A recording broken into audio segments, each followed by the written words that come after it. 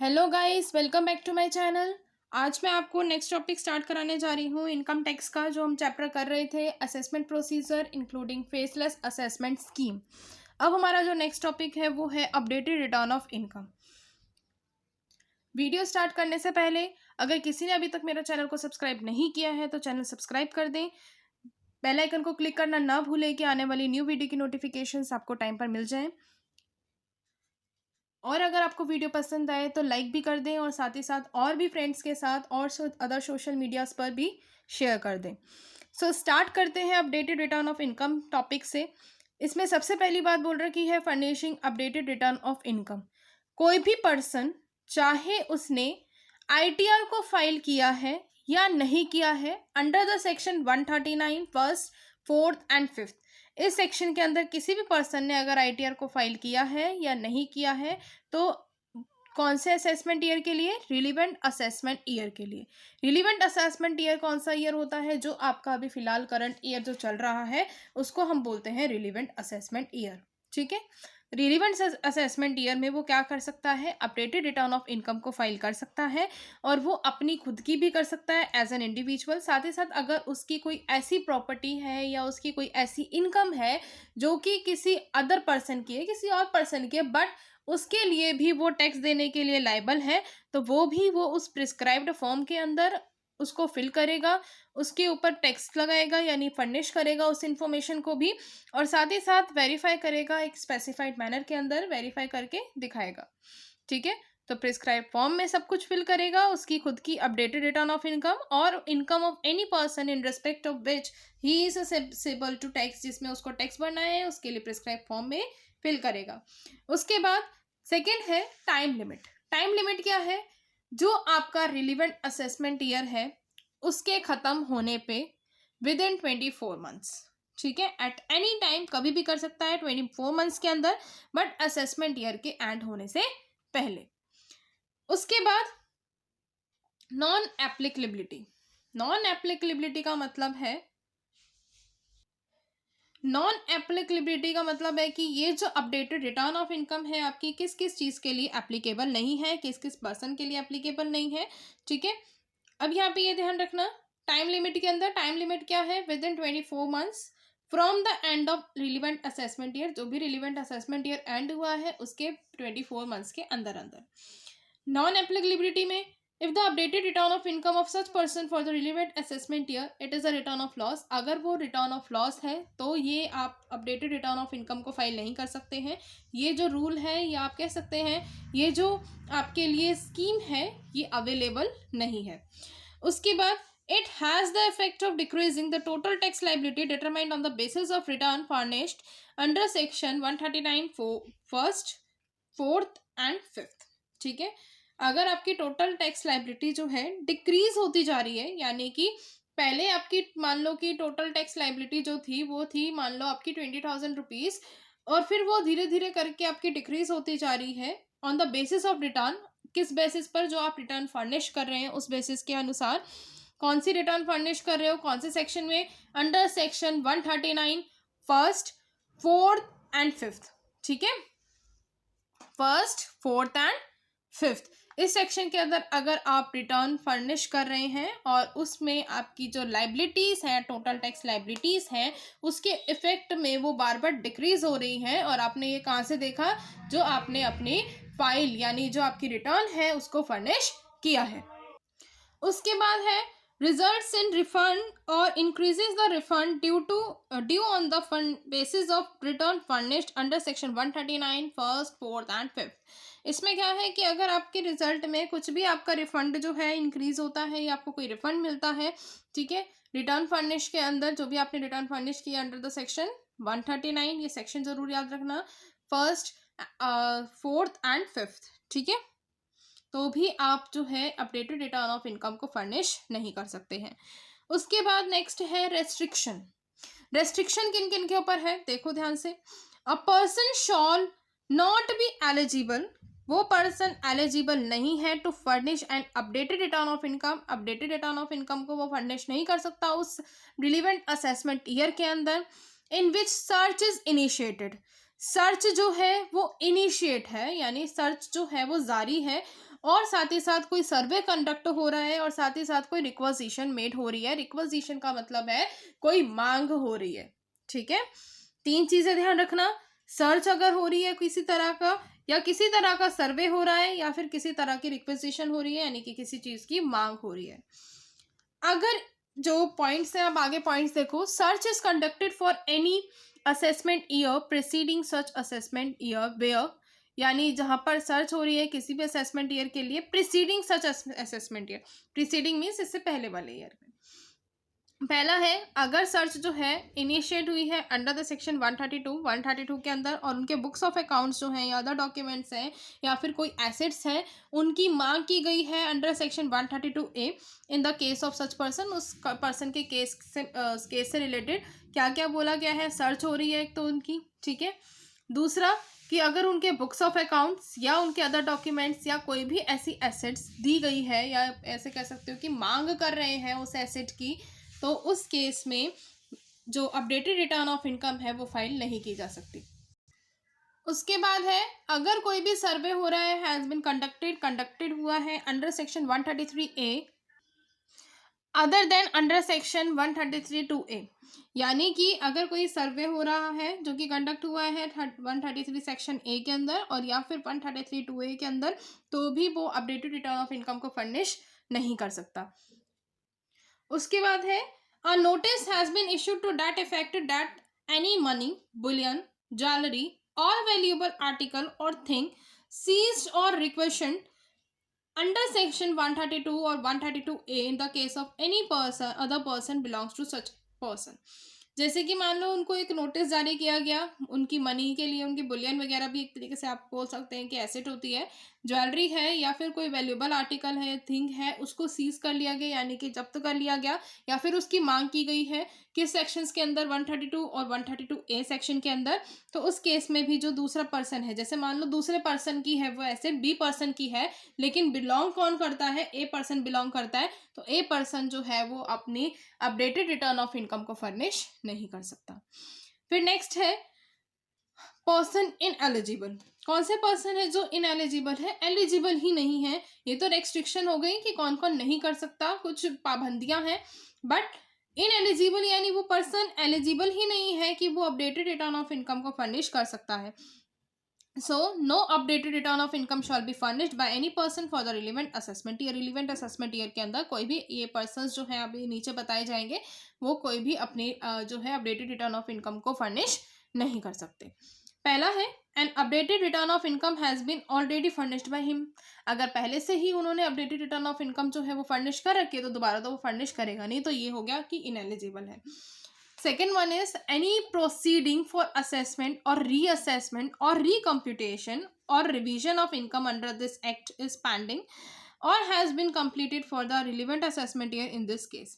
या तो जो कोई भी प्रोसीडिंग्स जो हैं आपकी असेसमेंट से रिलेटेड या रीअसेसमेंट से रिलेटेड या फिर रिकम्प्यूटेशन से रिलेटेड, तो वो जो भी चीज़ें हैं या जो भी प्रोसीडिंग्स हैं रिवीजन ऑफ इनकम से भी रिलेटेड, तो अगर वो पेंडिंग है तो भी नहीं कर सकता, बट अगर वो कंप्लीट भी हो चुकी हैं तो भी वो नहीं कर सकता, क्योंकि ये असेसमेंट रीअसेसमेंट वगैरह सब कुछ हो चुका है, ठीक है। सो वो अपडेटेड रिटर्न ऑफ इनकम को फर्निश नहीं कर सकता।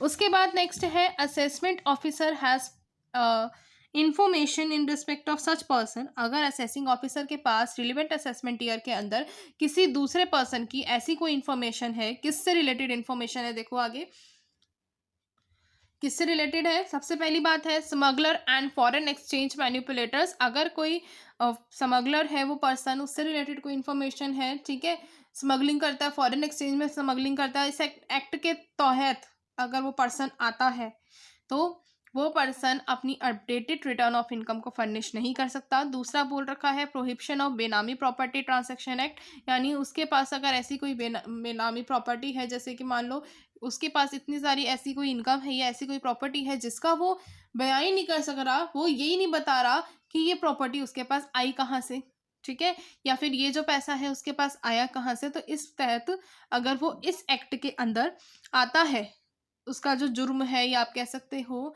वो जो एक्यूज्ड पर्सन है, अगर वो इस एक्ट के अंदर आता है तो वो पर्सन भी अपडेटेड रिटर्न ऑफ इनकम को फर्निश नहीं कर सकता।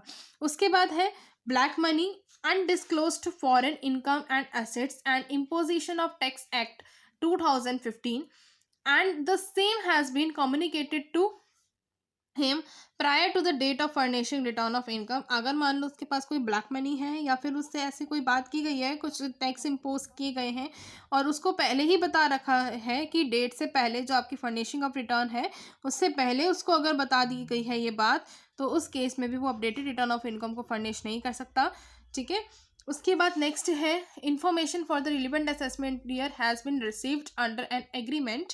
किसी एग्रीमेंट के तहत अगर कोई भी आपको जो है रिलेवेंट असेसमेंट ईयर में कोई भी इंफॉर्मेशन रिसीव्ड हो रही है, जैसे कि 90 और 90A सेक्शन के under, in respect of such person and the same has been communicated to him, उसी पर्सन के खिलाफ और उसी पर्सन को बताया गया है। और कब बता दिया गया? रिटर्न जो है पढ़ने से पहले, फर्निश करने से पहले बता दिया गया है, तो वो नॉर्मल रिटर्न भरेगा, updated return of income furnish नहीं कर सकता। उसके बाद है कोई भी प्रोसिक्यूशन अगर अगर चैप्टर 22 के अंदर आता है, ठीक है, has been initiated for the relevant assessment year, तो उस पर्सन के से रिलेटेड है और उसको फिर से यही बात है कि अगर पहले से बता दिया है तो वो अपनी जो रिटर्न है वो फर्निश करेगा अंडर द सेक्शन 139 8A। और ऐसी जो इन्फॉर्मेशन वाला था वो भी 8A के अंदर ही करेगा। मतलब जो ब्लैक मनी वाले से स्टार्ट हुए हैं वो ब्लैक मनी वाले से सारे 8A सेक्शन के अंदर ही करेंगे, वो अपडेटेड रिटर्न ऑफ इनकम को फर्निश नहीं करेंगे। उसके बाद है अगर कोई भी पर्सन फर्निश करता है अपनी रिटर्न अंडर सेक्शन 139 8A, तो वो नोटिफाई किया जाएगा और belongs to the such class of person जो भी नोटिफाई किए गए हैं बोर्ड के द्वारा। अगर बोर्ड ने कुछ कुछ क्लास ऑफ पर्सनस को नोटिफाई किया हुआ है कि ये पर्सन जो है अंडर सेक्शन 139 8A के अंदर ही जो है अपनी फाइल को, जो उनकी रिटर्न है उसको फर्निश करेंगे, तो वो पर्सन्स उसी में ही करेंगे। ठीक है, अगर उन्होंने पहले से ही डिस्क्राइब कर रखा है बोर्ड ने। बोर्ड कौन होता है? NCLT। ठीक है। नेक्स्ट है डिफेक्टिव रिटर्न। अब हमारा दूसरा है डिफेक्टिव रिटर्न। अगर तो यहाँ पे ये ध्यान रखना, डिफेक्टिव रिटर्न होती क्या है, ध्यान से देखो पहले। If the return filed under section 139 8A, अगर किसी ने भी रिटर्न फाइल की है इस सेक्शन के अंदर 139 8A के अंदर, is not accompanied by the proof of payment of tax, अगर उसके पास प्रूफ ही नहीं है पेमेंट ऑफ टैक्स का एज रिक्वायर्ड, जो कि ज़रूरी था अंडर सेक्शन 144B के अंदर, तो वो यही मानी जाएगी कि उसने अगर फर्निश भी की है फाइल, ये जैसे ब्लैक मनी का था, जो भी इन्फॉर्मेशन उनको कोई गलत इन्फॉर्मेशन मिली है उससे रिलेटेड, या फिर कोई प्रोसेक्यूशन चल रहा है, प्रोसेक्यूशन जो कि आपका चैप्टर 22 में है, अगर उन सब ने फाइल की है, ठीक है, और उसके बाद उनके पास कोई प्रूफ नहीं है अंडर सेक्शन 140B के अंदर, तो ये माना जाएगा कि जो उन्होंने फाइल की है वो एक डिफेक्टिव रिटर्न है, वो रिटर्न एक्चुअली में ढंग से फाइल हुई नहीं है। ठीक है, उसमें गड़बड़ है। नेक्स्ट है लॉस रिटर्न। लॉस रिटर्न में क्या है, कोई भी पर्सन जो है अगर लॉस बियर करता है अपने किसी भी प्रीवियस ईयर के अंदर और अपनी फाइल जो अपनी जो रिटर्न है उसको फाइल करता है और फर्निश करता है, यानी कि इन द प्रिस्क्राइब फॉर्म में, और जितना टाइम उनको अलॉट किया गया है या फिर अलाउड किया गया है उसी टाइम के अंदर करता है और उसी टाइम के अंदर वेरीफाई वगैरह सब कर लेता है, तो अब देखो आगे, तो वो जो है अपडेटेड रिटर्न ऑफ इनकम उसके लिए अलाउड है, वो इनकम को जो है अपडेटेड रिटर्न ऑफ इनकम जो है वो फर्निश कर सकता है। फिर नेक्स्ट है कि अगर कोई भी कैरेड फॉरवर्ड लॉसेस है, ठीक है, by the of the followed is reduce for the subsequent previous year, यानी जो कि पीछे से आ रहे हैं, ठीक है, कैरेड फॉरवर्ड लॉसेस जो आ रहे हैं, अगर उसको रिड्यूस किया गया है किसी भी सब्सिक्वेंट प्रीवियस ईयर्स के अंदर, तो वो जो लॉस है, किसी भी पार्ट का लॉस है, अगर उसको चैप्टर 6 के अंदर उस लॉस को दिखाया गया है, यानी कि वो चैप्टर 6 का कोई लॉस है या फिर अनएब्सॉर्ब्ड डेप्रिसिएशन है या टैक्स क्रेडिट का लॉस है, तो उस केस में अपडेटेड रिटर्न ऑफ इनकम को फर्निश किया जा सकता है for each such subsequent previous year, यानी हर एक ईयर की आपने यहाँ पे बनानी होगी जो आपकी रिटर्न है, हर एक ईयर की जितने भी प्रीवियस ईयर में किए गए हैं, तो उन्हीं सारी प्रीवियस ईयर की रिटर्न जो है आपको updated return of income furnish करनी होगी। यहाँ पे क्या है कि आपको हर ईयर की नहीं करनी है, बस यहाँ पे हर ईयर की करनी है। अगर आपने कोई लॉस जो है कैरिड फॉरवर्ड किया है, वो नॉर्मल लॉस की है, अगर आप नॉर्मल लॉस हो जाता है आपको और उसकी अगर आप updated return of income furnish करना चाहते हैं तो आप वो कर सकते हैं। बट जो आपके लॉसेस, पिछले साल के लॉसेस हैं, जो पिछले आप मान लो 8 साल के जो लॉसेस हैं उनको कैरेट फॉरवर्ड जो किया गया है, तो उन 8 सालों की अलग अलग जो है updated return of income furnish करनी पड़ेगी। उसके बाद है return to be verified by हुम।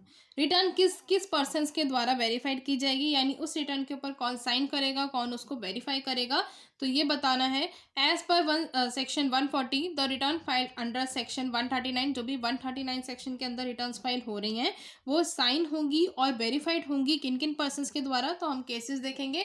अगर हमारा इंडिविजुअल का केस है तो उस केस में इंडिविजुअल खुद से करेगा, उसको साइन करेगा और उसको वेरीफाई करेगा। बट अगर कभी इंडिविजुअल एब्सेंट है, इंडिया में नहीं है किसी भी रीज़न से, तो उस केस में जो भी ड्यूली ऑथराइज पर्सन होगा उसके बिहाफ पर जो उसने पहले बना रखा होगा, तो वही जो है इस रिटर्न को साइन करेगा और वेरीफाई भी करेगा। अगर मान लो ये जो पर्सन है, ठीक है, अब यहाँ पे दोबारा इन्होंने बोला कि अगर इंडिविजुअल मान लो मेंटली इनकैपेसिटेटेड है और वो किसी भी तरह के अफेयर्स को जो है अटेंड नहीं कर सकता, तो उसका कोई भी गार्जियन जो होगा वो करेगा, या फिर कोई ऐसा पर्सन जो उसके कॉम्पिटेंट है वो करेगा उसके बिहाफ पर। ठीक है, फिर नेक्स्ट है वेयर फॉर एनी रीज़न। अगर किसी भी रीज़न से कोई जो इंडिविजुअल है वो पॉसिबल ही नहीं है उसके लिए कि वो वेरीफाई कर सके रिटर्न को, तो जो भी पर्सन ऑथोराइज किया गया है उसके बिहाफ पे वही करेगा। ठीक है, कोई दूसरा अदर रीज़न है। ठीक है, ये वाला तो था कि एब्सेंटी है, इंडिया में ही नहीं है। अगर यहाँ पे इंडिया में बेशक है भी, बट इसके अलावा भी मेंटली इनकैपेसिटी के अलावा भी कोई और रीज़न है, वो नहीं कर पा रहा है, तो दूसरा पर्सन जो है वो करेगा।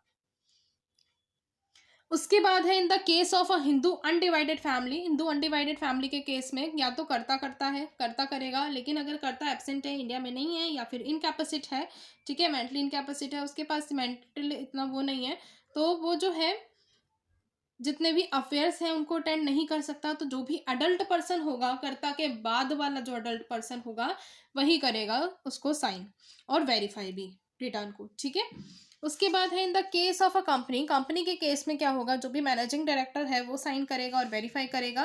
बट अगर किसी भी तरह से कोई ऐसा रीज़न है जो अवॉइड नहीं किया जा सकता, तो मैनेजिंग डायरेक्टर जो है वो एबल ही नहीं है साइन करने के लिए या फिर वेरीफाई करने के लिए रिटर्न को, तो जो डायरेक्टर होगा वो करेगा, या फिर कोई ऐसा पर्सन जो कि बोर्ड के द्वारा प्रिस्क्राइब किया गया है, तो वो पर्सन जो है रिटर्न को साइन भी करेगा और वेरीफाई भी करेगा।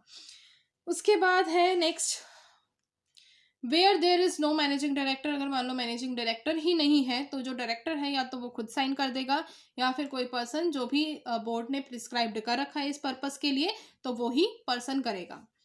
ठीक है, साइन भी करेगा और वेरीफाई भी करेगा।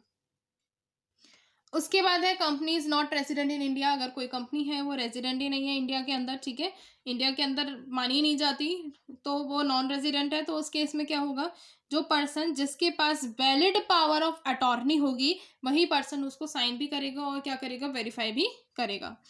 नेक्स्ट है management of the company has been taken over by the government. अगर जो कंपनी का पूरा जो मैनेजमेंट है वो पूरा का पूरा गवर्नमेंट ने ले रखा है, तो उस केस में जो भी प्रिंसिपल ऑफिसर होगा कंपनी का वो साइन करेगा और वेरीफाई करेगा रिटर्न को। ठीक है, in case of a firm, अगर फर्म का केस है तो फर्म के केस में ये अभी सारा कंपनी का चल रहा था। कंपनी में आपके 5 पॉइंट्स हैं, यानी 5 पॉइंट्स हैं।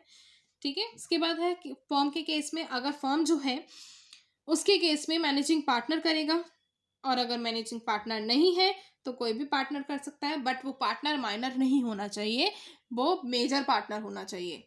उसके बाद नेक्स्ट है इन the case of a limited liability partnership. Limited liability partnership के अंदर यानी एलएलपी के अंदर डेजिग्नेटेड पार्टनर जो होगा वो साइन करेगा और वेरीफाई करेगा। बट अगर डेजिग्नेटेड पार्टनर किसी भी अनअवॉइडेबल रीजन की वजह से नहीं कर पा रहा है वेरीफाई या साइन नहीं कर पा रहा है रिटर्न को, तो उस केस में जो भी अनदर पार्टनर होगा या तो वो करेगा, या फिर कोई अदर पर्सन जो कि बोर्ड ने बता रखा है as prescribed by the board, तो वो पर्सन जो है उसको साइन करेगा और वेरीफाई करेगा। बट अगर मान लो यहाँ पे डेजिग्नेटेड जो आपका पार्टनर है वो है ही नहीं, या फिर वो जो है अवेलेबल ही नहीं है, तो उस केस में भी क्या होगा, जो पार्टनर है या जो अदर पर्सन्स हैं वो वेरीफाई करेंगे और साइन करेंगे।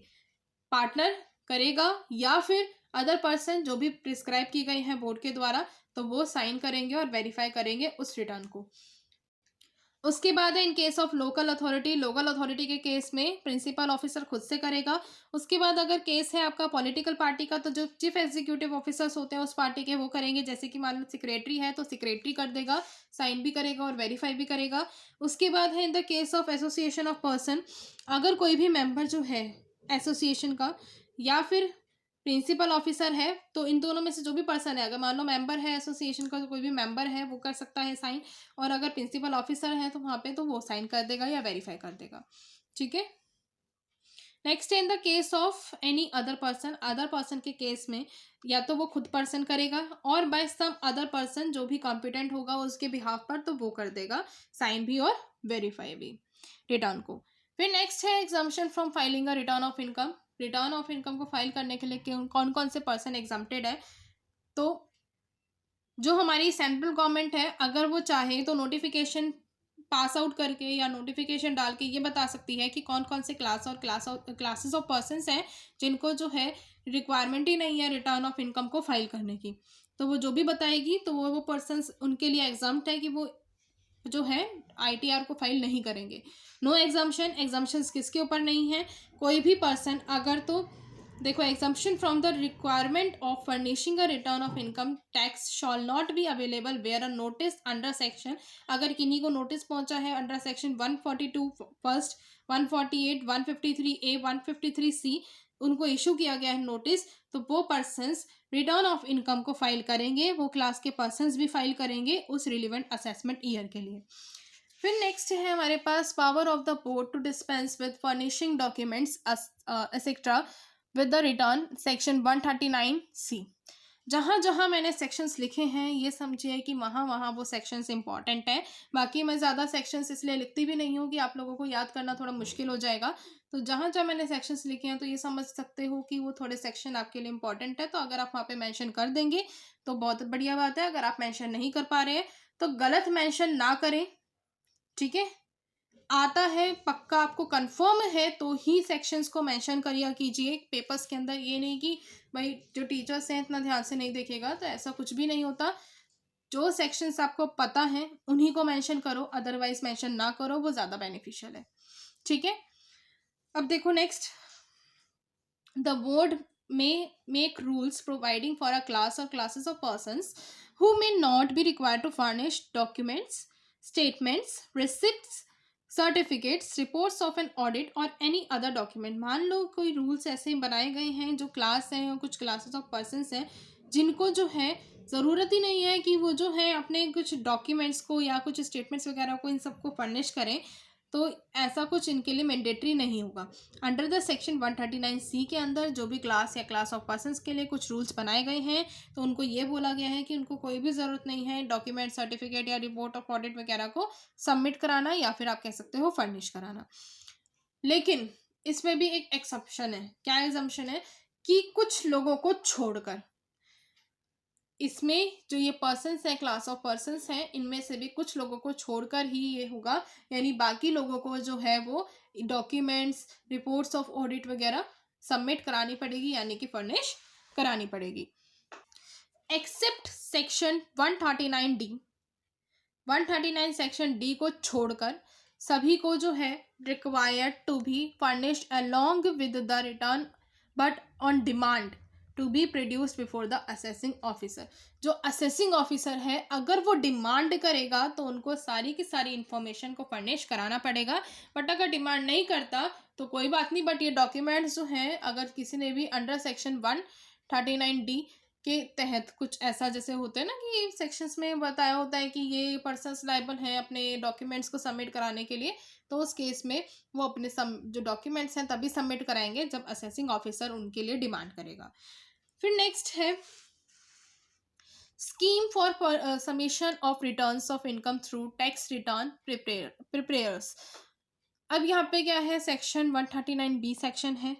स्कीम क्या है, जो भी रिटर्न ऑफ इनकम है उसको प्रिपेयर करने के लिए यानी टीआरपी के थ्रू, तो जो भी पर्पस है, the purpose for the purpose of enabling any specified class और classes of persons in preparing and furnishing returns of income, the board may frame a scheme providing that such persons may furnish the return of income through a tax return preparer authorise to act as such, यानी कि अब इस purpose से कुछ जो specified class or class of persons हैं उनको जो उनकी रिटर्न है उसको प्रिपेयर करने के लिए, उसको फर्निश करने के लिए बोर्ड ने एक तरीके से एक स्कीम को लॉन्च किया या एक स्कीम को फ्रेम किया आप कह सकते हो, जो कि आपको एक तरीके से प्रोवाइड करती है उन पर्सन्स को कि आप रिटर्न ऑफ इनकम को फर्निश करो किसके थ्रू, टीआरपी के थ्रू, यानी टैक्स रिटर्न प्रिपेयरर के थ्रू, जो कि ऑथराइज किया हुआ है अंडर द एक्ट।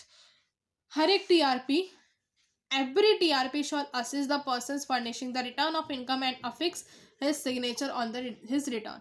जो उसकी रिटर्न है उस सच रिटर्न के ऊपर वो अपने सिग्नेचर भी फर्निश करेगा। तो ये टीआरपी आपको जो है ये भी बताती है। अब टीआरपी का मतलब क्या होता है? टीआरपी का मतलब होता है कोई भी ऐसा इंडिविजुअल जो ऑथराइज्ड है एक्ट के थ्रू, तो वो पर्सन एज अ टीआरपी काम करेगा अंडर द गवर्नमेंट स्कीम। ठीक है, एक तरीके से बोर्ड की स्कीम है जिसके अंदर वो पर्सन इंडिविजुअल काम करेगा और उसके पास पूरी अथॉरिटी है उस काम को करने के लिए। उसके बाद है स्पेसिफाइड क्लास और क्लासेस ऑफ पर्संस का मतलब होता है अदर देन कंपनी, कंपनी को छोड़कर या पर्सन को छोड़कर जिनके अकाउंट्स जो हैं वो रिक्वायर्ड है कि आपने ऑडिट कराना मैंडेटरी है अंडर सेक्शन 44 AB के अंदर। ठीक है, और एनी अदर लॉ, किसी भी अदर लॉ के अंदर, तो उनको अगर ऑडिट कराना मैंडेटरी है तो वो जो है आपके आते हैं स्पेसिफाइड क्लास और क्लासेस ऑफ पर्संस। ठीक है, अब इनके लिए जो है ज़रूरी है to furnish a return of income. फिर नेक्स्ट है fee for default in furnishing return of income. अगर जो भी डिफ़ॉल्ट हो जा रही है, आपने फर्निश ही नहीं करी रिटर्न ऑफ इनकम, तो उसके लिए फ़ी लगती है एक प्रिस्क्राइब्ड फ़ी, और फ़ी जो होती है वो होती है 5000 की। लेकिन किस सेक्शन के अंदर फर्निश नहीं की है? 139 सेक्शन के अंदर अगर आपने फर्निश नहीं की है या सेक्शन 139(1) के अंदर इसकी फ़ीस बता रखी है ₹5000। बट अगर टोटल इनकम जो है उस पर्सन की वो 5 लाख से कम है तो उसकी जो फ़ीस होगी वो 1000 से कम ही होगी, उससे ज़्यादा की नहीं होगी। ठीक है, सो आज हम करेंगे यहीं तक का ही टॉपिक। सो मिलते हैं नेक्स्ट वीडियो में। Bye bye.